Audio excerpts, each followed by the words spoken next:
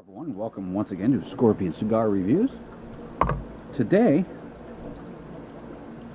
I will be reviewing the Romeo by Romeo y Julieta. This is a Toro-sized cigar.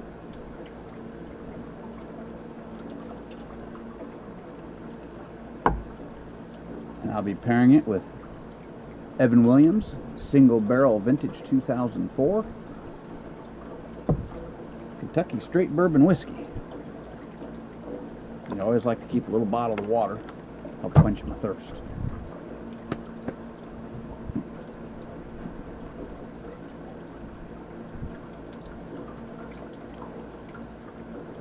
Be using a punch cut today. Now the thing about punch cuts, you got to be careful, particularly on larger ring gauge cigars, because if you don't get a proper airflow, it'll concentrate all the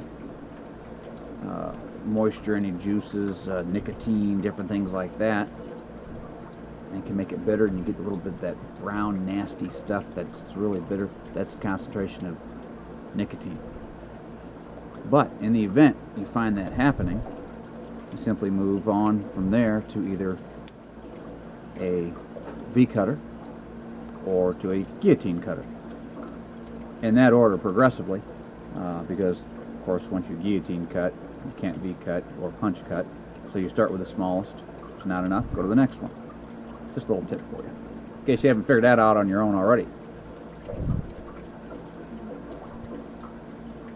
I will admit the draw is a little bit snug. I'll give it a chance, see what happens. I may have to go to another cut. A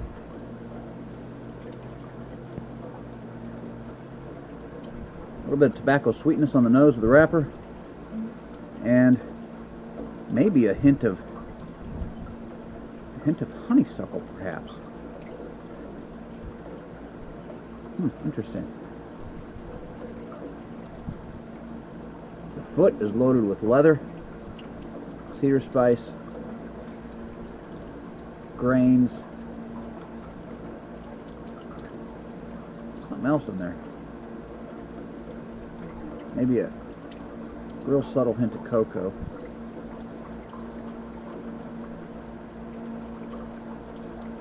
Seems like there's a lot going on. I'm having trouble picking out the different scents that are coming through here. There's just so much going on. All right. Fan blowing on me. Hopefully I can get this lit without too much issue. Turned here. Toast it up.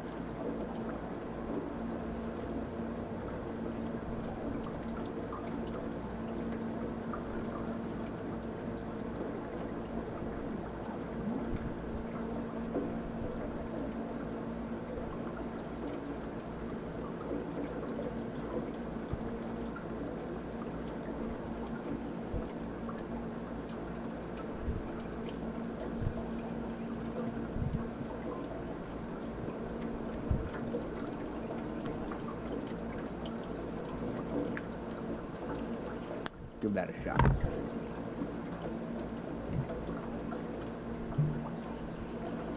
I'm going to pour myself a little bit of bourbon here. Now, typically, I don't ice my bourbons or my scotches. However, it's been quite warm out, and instead of just simply adding a teaspoon or so of water, I'll put in a single ice cube, and it melts relatively quickly and cools down the bourbon a little bit. But you know, I wouldn't do that if it weren't, you know, as hot as it's been. And actually, typically, I don't drink much bourbon or scotch or that type of thing in the summer. I tend to go more towards the fruity tropical drinks, something a little lighter. But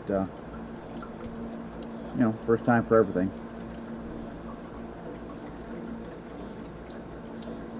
Alright, right off the bat, getting that pepper blast. Big hints of mineral in there.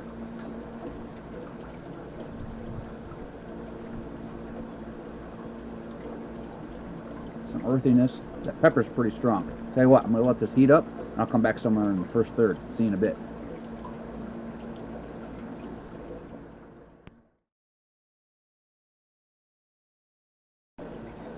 Well, I think I'm going to go ahead and try a V-cut on this. I've been smoking this for about 20 minutes or so.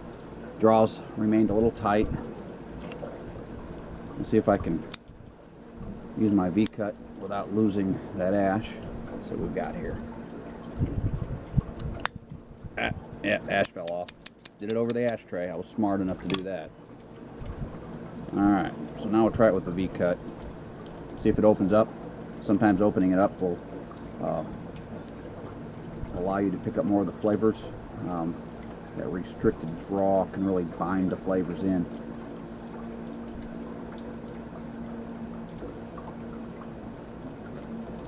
Didn't seem to help the draw much. I'll try this for a while. If I have to, I'll go to the guillotine cut, and sometimes it still doesn't help. Sometimes it's just packed so firmly, so tightly, I should say, that you're just not going to get the airflow.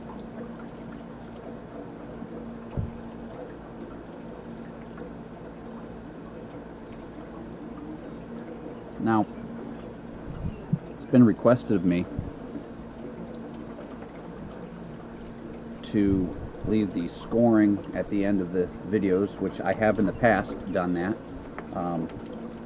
but I haven't done that in a while, so I'm going to go ahead and start doing that again. The previous video I went ahead and showed my scoring, but here's how I do it. I have a clipboard and I have my scoring sheet, which is available online at www.scorpionscigarreviews.yolasite.com, and Yola is Y-O-L-A. And if you follow the toolbar across the top of my page, my index bar, go to, I think it's in the cigar index page. It will show where you can go to my cigar scoring sheet, and that'll bring you to a spreadsheet of this. And I have recently made it available to where you can fill in. You can either just print it up blank, like with all the pre-written stuff, and then just handwrite in like I'm doing now, and then tally up my score. Or you can go in, you can fill in, you can type in your notes in various sections and your score, and then the spreadsheet will automatically tally up your score and place it up at the top. I have a spot for the final score up here, and it'll tally everything up and put your final score for you. And I also have a section of actual smoking time. Now, if you use military time, it will figure the total time smoked for you, but if you use standard time, like if you write 6:15 p.m. as opposed to writing 18:15 in military time, if you do it like that, it won't know what to do with it. It'll give you some goofy number which is not representative of the total smoking time. But military time, it automatically figures your total smoking time. That's just the nature of the mathematics of time formats, I should say. But anyway, so I'm filling out my scoring sheet as I smoke, and I'll go and I'll tally everything up at the end, and I'll give you my final score for this cigar.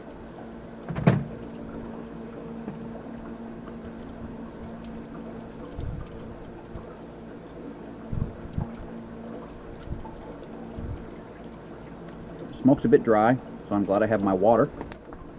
I'm going to need it.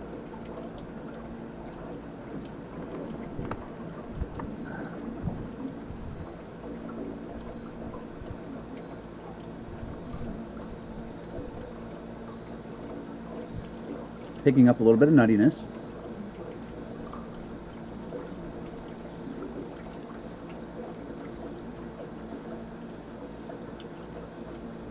A little bit of mineral.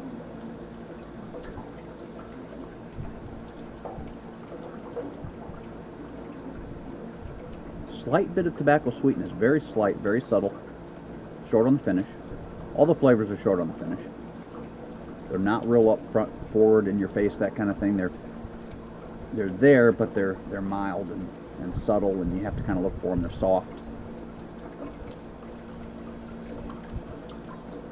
I also like to mention, as far as picking up the flavors, I've talked to a lot of guys and gals, mostly the guys. I'll talk to these guys at my local tobacconist, Milan Tobacconist in Roanoke, Virginia. There you go. There's a plug for you guys. And I'll ask them what they're picking up flavor-wise. Some of them say, "Oh, I don't know, it's good. I like it." Or they'll say, "Well, it's kind of sweet," or "It's kind of dry," or they're not really knowing how to pick out the flavors. They know they like it, but they don't know what they're tasting. Knowing what you're tasting can help you find that next great cigar based on the tobacco blends, or what other people are saying about a cigar. Now, not everybody will pick up the same flavors, but at least you have something to go by. You have a starting point, and then you can find out for yourself, well, am I picking up these flavors that, this guy said or this gal said? When you keep a scoring sheet, like I'm doing here, and it has a section specifically for what flavors you're picking up, what scents you're picking up on the nose, and that kind of thing, it kind of forces you to concentrate on what the cigar has to offer, instead of just kicking back and just smoking the cigar and say, "Yeah, I like it," or "No, I don't really care for it," or "Yeah, it's okay," or "Oh yeah, that's my favorite cigar." But you don't know why. You just know you like it, which is fine. There are times when I like to just sit back, smoke a cigar because I know I like the cigar. But there are times, if I'm smoking a cigar I've never smoked before, I want to know, do I like it and why? Don't I like it and why? What don't I like about it? What do I like about it? Are there certain flavor profiles and characteristics and nuances and scents that I like better than others? Are there some that I absolutely don't like? For example, flint. Flint would be a metallic mineral that I don't like. Now, in very small, subtle quantities, short on the finish, just a hint of it there, yeah, it can be pleasant enough, as long as that's not the bulk flavor for me. If it's part of a grouping of other minerals and that type of thing, yeah, it's fine. But as a general rule, flint doesn't taste good. It just doesn't. Maybe some people like it. I don't know.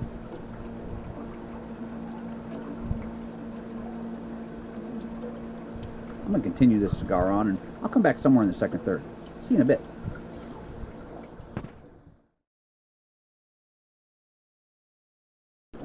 Here I am in the second third. I've had to progress from the initial punch cut to a V cut because the draw was a little snug.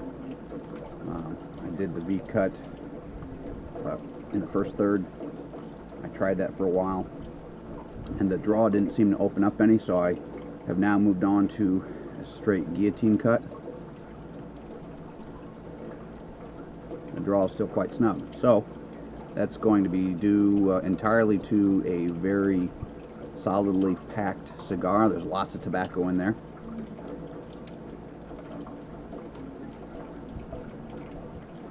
The second third, picked up a little bit of soft pepper, maybe some subtle hints of leather, a little bit of meatiness in there maybe. Not a whole lot going on. The flavors are short on the finish. They're soft, they're subtle, they're kind of hidden a little bit, so you have to really look for these flavors. Now, let's speak a little bit about picking up flavors. Retrohaling specifically. Let me back up a little bit. Your tongue only picks up certain flavors. Salt is one of them, sour, bitter, that type of thing, sweet. But as far as actual flavors like a meatiness or grains or leather, minerals, earth, all that type of thing, vegetal characters, hay, any kind of barnyard type thing, those are all picked up in the olfactory bulb, which is deep in your sinuses. So when I'm talking to guys and I'm asking them what kind of flavors they're picking up, and they say, not a whole lot, I like it, but whatever. And I ask them, well, do you retrohale? You say, oh, you inhale? No, no, don't confuse retrohaling with inhaling. You kidding? You inhale these things, they'll kill you. You retrohale. You take the smoke, and with your mouth closed, you exhale through your nose. That forces smoke up through the slits in the back of your mouth just before it enters your throat. Like if you were to inhale only through your nose, you can feel the air hitting the back of your tongue. Those are coming from those slits in the back of your throat. Your olfactory bulb is up inside there. So when you close your mouth and force the smoke out your nose, it goes over the olfactory bulb, and that picks up all these other flavor profiles. And your brain processes what it picks up on your tongue, on your taste buds, compares that against what you're picking up on your olfactory bulb. There's a little processing up in there in the gray matter, and it tells you what you're picking up. So, you draw in,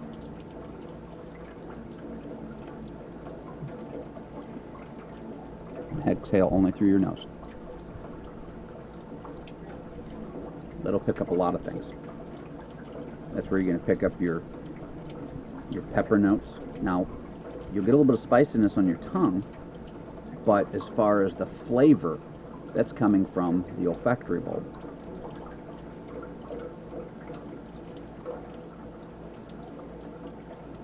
You feel that burn sometimes, similar to if you dive into a pool and you get a little bit of water in your nose, it kind of burns. Maybe it's kind of pungent, that type of thing. That's all coming from the olfactory bulb. So, in order to really take in all that a cigar has to offer, you have to pass the smoke over that olfactory bulb. If you don't do that, you're going to pick up very little. So it's important to do that if you're really interested in finding, what a cigar has to offer, why you like it, why you don't like it. Now, the type of cut you use influences the amount of airflow, amount of smoke, amount of flavor that comes through the smoke that you can then pass over the olfactory bulb. So if you have a tight drawing cigar, you're not going to pick up the flavors. For one, you're concentrating more on trying to just get the airflow in the first place. And two, since you're not getting the proper amount of smoke and it's not concentrated properly, you're not going to get all these different nuances. In fact, you may get a lot of bitter notes. May be harsh, may seem unbalanced. And you can still get a harsh or unbalanced cigar even with proper airflow. Sometimes the blend just isn't, just isn't really a good blend, not balanced well, maybe not cured properly, or various things can affect the burn characteristics, which in turn will affect the flavor profiles. I'm sure you've noticed that you're smoking a cigar and it's constantly going out, or it's burning hot, or it's burning kind of wonky, or maybe it's canoeing or tunneling, or has a real wavy burn and just all kinds of goofy stuff going on. You're not going to get a real good flavor profile from it. But if you have a good, it doesn't have to be a perfectly straight burn line. This one's a little bit wavy, a little bit uneven, but it's not bad. The problem is it's still a tight draw because it's really packed. Now in this case, they may have packed too much tobacco into this size cigar. That happens from time to time. I've smoked these Romeos before. If I remember right, it wasn't anything that I was real impressed with, and I'm kind of getting that now. However, the scents on the nose, the pre-light draw, the scents on the foot and on the wrapper were really good, but I'm not picking any of those flavors up. And that could very well be because the draw is very snug. So the flavors aren't passing through the tobacco with the smoke properly. In essence, the tobacco leaves themselves are filtering the flavors out. Sometimes what happens is, and this is exactly why I'll smoke a cigar all the way to and through the nub unless it just tastes awful. And sometimes that happens because you get a concentration of things like nicotine and tar and different things like that that are just awful, absolutely awful, especially tar. Nicotine will be very bitter. It'll sit very heavy in your chest. The tar will be very bitter. It'll be this nasty brown liquid, kind of gooey, just disgusting. You won't always get that just because you have a tight draw, but often you will, and it's because of the tight draw, which can be either because of the cut or because of the pack or because improper fermentation, drying and curing, and different things like that. All kinds of things that all come about through the processing and construction of the cigar. So sometimes you have to take a double or even a triple draw to get a good smoke draw through, especially if the cigar has been sitting for a while.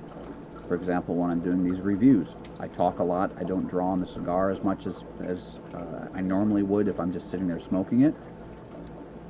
So I'll take a double or a triple draw, and I'll take that final draw and I'll retrohale it across the olfactory bulb to pick up my flavors.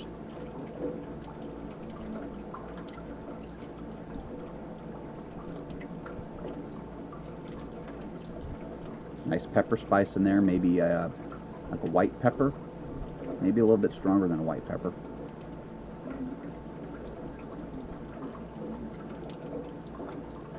There's the meatiness. It's kind of a cool feeling, similar to like what cloves would do, but it doesn't taste like cloves. It's just that cool minty feel, not the taste.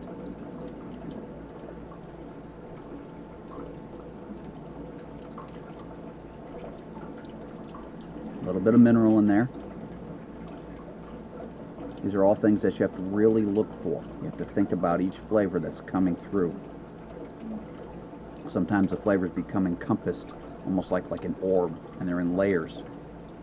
And you have to give your taste buds and the olfactory bulb and your brain a chance to process these and kind of break them down. Sometimes they're bound in, or one flavor will overpower the rest and just encapsulate everything and make it difficult or even impossible at times to pick up these other flavors. Sometimes there's no way around it. Sometimes cleansing the palate with water, or that's probably the best thing to cleanse the palate. Everything you drink will influence what you taste. I like drinking bourbons and scotches with my cigars. That will certainly influence what I'm tasting, but I typically drink something while I smoke a cigar, especially if the cigar smoke is dry, in which case then I'll drink a lot more water than whatever else I'm drinking, whether it be a soda or tea or coffee or a whiskey of some sort, or even a fruity tropical drink. It all varies. All right, I'll continue on. I'll go ahead and get this label removed, and I'll be back in the final third. See you in a bit.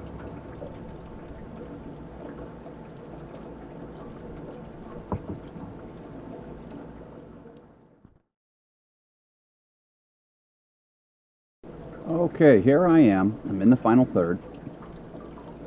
I've been smoking this for about an hour and a half now. I'm going to write that down.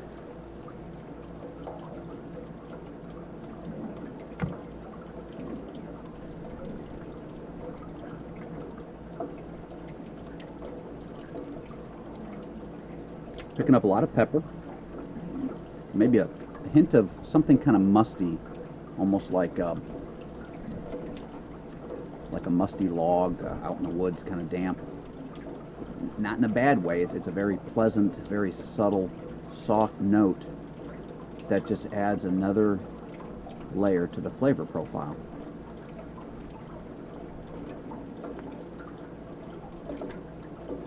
As far as picking up flavors, when you get down this far into a cigar, the flavors can kind of get bunched up. The different chemicals, as they're burning off, get trapped within the cigar, especially if it's tightly packed.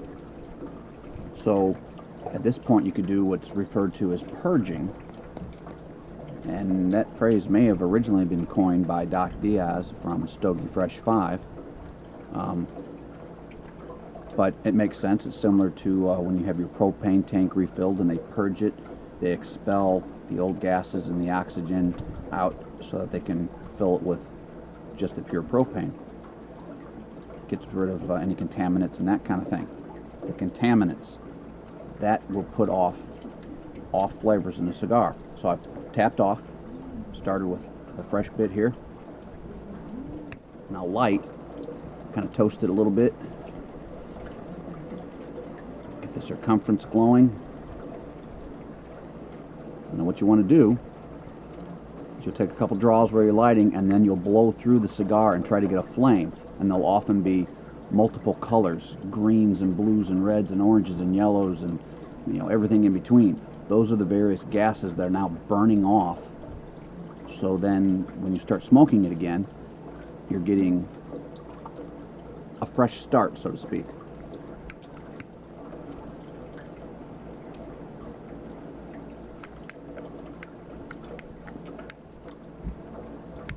Well, got plenty of gas.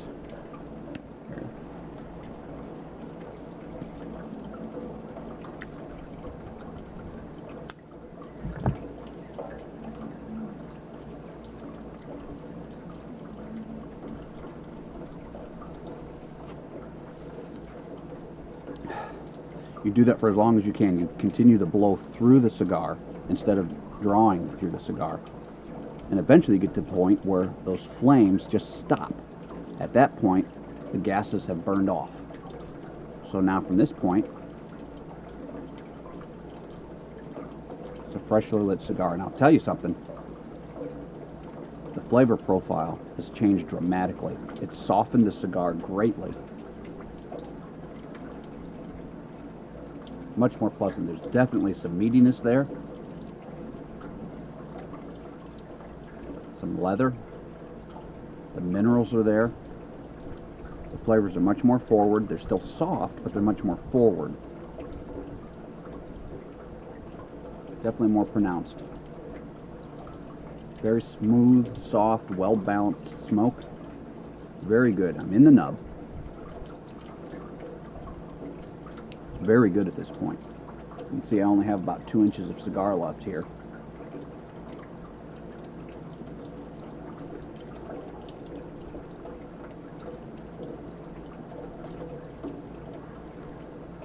Very good. The pepper is still there. Cleanse my palate a little bit here.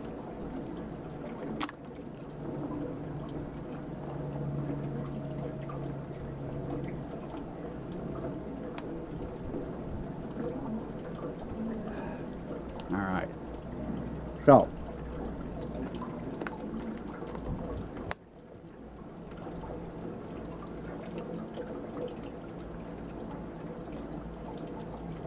very soft, subtle hints of leather. But as I said, everything's very smooth and well balanced. There's nothing harsh to it. Prior to me purging this cigar, the flavors had been very bound, and there was a slight bit of harshness starting to creep in, not to the point where it was really a problem, but it was noticeable.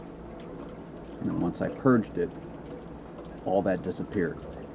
It became a very pleasant and enjoyable cigar once again. Sometimes you don't have to do it at all. Sometimes you have to do it about halfway through, or somewhere in the final third, sometimes even early on, somewhere towards the end of the first third. Sometimes it varies. But typically, when you get this far down, if you haven't purged by this point, it'd be a good time to do it, and you can really enjoy the last bit of your cigar.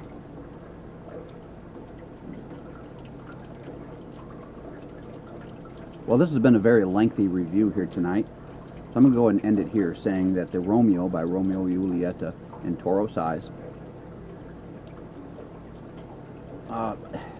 up until the point I had purged it, it had been kind of one-dimensional.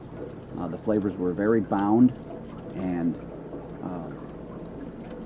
not not as balanced as they could have been. I was picking up pepper, and I could tell there's a little bit of meat in there, a little bit of leather in there, some minerals in there, but they were hard to find. And then once I purged the cigar, those flavors all came forward. Let that noisy helicopter go by.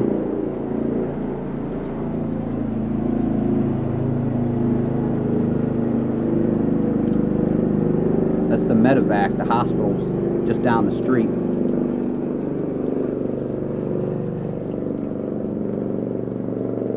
So now I'm picking up a cooler smoke, more well balanced. I'm getting the leather, the mineral, that kind of damp log mustiness is there, but it's soft, it's subtle, it's very pleasant.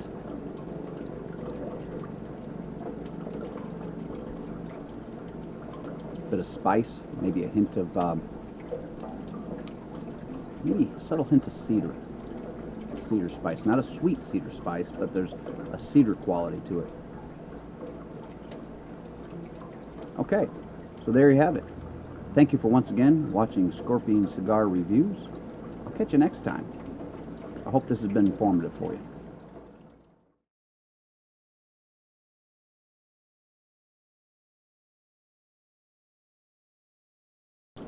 Alright, for all you guys and gals that maybe smoke inside the house or in your garage or even out on the porch, what do you do with your stinky cigar butts when you're done? You just lay them in the ashtray, wait for them to go out, throw them in the garbage? I tell you, it stinks. It stinks. Especially for those non-smokers, they'll really smell it. So what do? I take an old bottle, old plastic bottle, has something with a wide mouth on it. I fill it up maybe halfway with water, and when I'm done, plop it down in there. It hits the water, it goes out. Give it a little shake, and it's in the water. It's not going to burn a hole in the plastic bottle. You could use glass if you want, I suppose. I use plastic. There's no stink. You don't get that stinky, nasty old cigar smell excuse me, hanging around. Just a little tip for you. There you go.